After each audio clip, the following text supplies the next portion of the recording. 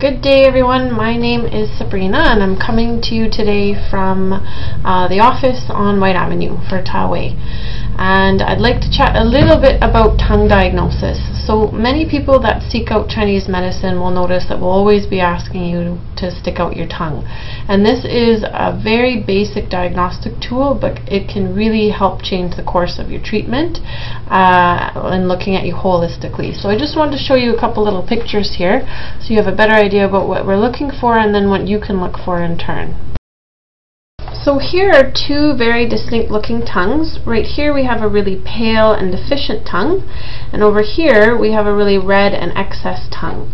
So typically with a pale tongue you may see signs like low B12, low iron, just an overall lack of nutrients or fatigue.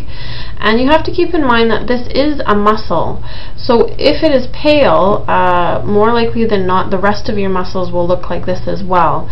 So if you're having issues, we'll say, with low back pain or neck pain, and your body is not responding to any treatments, both conventional or traditional, then we have to take a look at, on a root cause, what is the contributing factor. And more likely than not, you're either not absorbing your nutrients, so digestively something is off, or you're not even receiving them.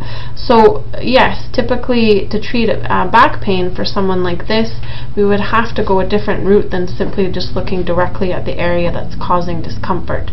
But on the other end here, we have an excess tongue, or we'll call that heat in the body.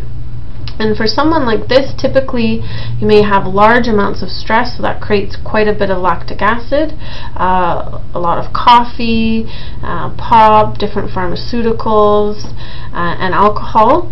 So typically, in order to treat someone like this, of course we would have to look at reducing some of those substances, and acupuncture is a great way to do that as well, because it helps raise your serotonin levels, and that's your happy hormone.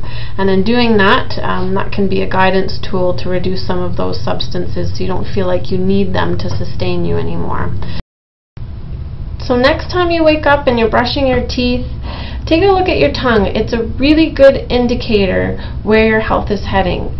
Our body is communicating with us every day. We just need to be taught on how to interpret it, and a tongue is a really good place to start. So I hope that helps, and we'll talk to you soon.